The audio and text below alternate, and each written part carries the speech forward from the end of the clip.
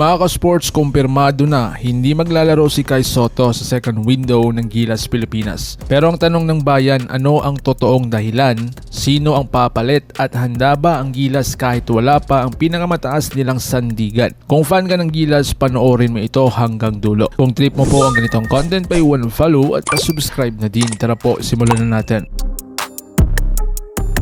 Mga ka-sports, bakit hindi maglalaro si Kai Sotto? Unahin na natin ang pinaka-importante. Ang vital dito ang kanyang kalusugan. Ayon sa mga ulat at kumpirmasyon mula sa kampo ni Kai, hindi pa siya 100% cleared matapos ang kanyang knee surgery. Bagamat nakakabalik na siya sa laro sa Japan, pero iba pa rin ang physical demand ng international basketball lalo na sa FIBA. Sa national team, mas mabilis ang pace, mas matitigas ang banggaan, mas mataas ang injury risk. At dito pumasok ang desisyon. Huwag nang ipilit para hindi masira ang long-term career ni Kai. So ngayon, bakit pinili ng Gilas na mag-ingat? Hindi ito simpleng ayaw lang maglaro. Tandaan na, 23 years old pa lang si Kai. Siya ang future centerpiece ng Gilas soon. Mas mahalaga ang 2027 FIBA World Cup at 2028 Olympics window. Mas pinili ng coaching staff na protektahan ang tuhod, iwasan ang re-injury, masigurong mas malakas ang comeback niya. So ano ang kalagayan ni Kai sa Japan? Sa kanyang huling laro sa Japan, kumamanda lang naman siya ng 15 points, 15 rebounds, 2 assists, 2 blocks sa loob lang niya ng 28 minutes. Makikita na hindi pa siya 100% aggressive, hindi na niya hinahabol lahat ng plays, pero epektibo pa rin. Ibig sabihin, controlled minutes, controlled movements, signs ng recovery phase. So ngayon, sino ang papalit ka kay Sotto?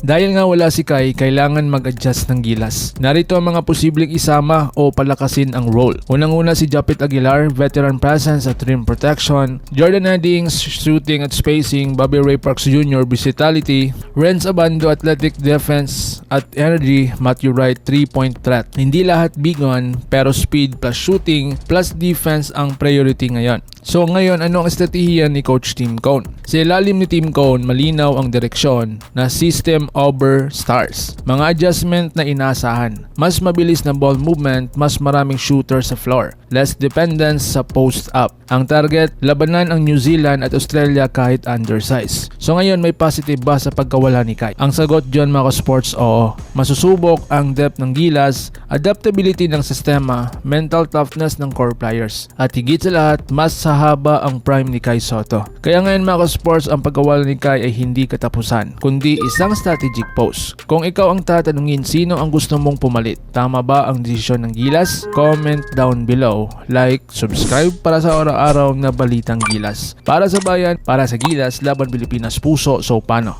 Ingat po kayo.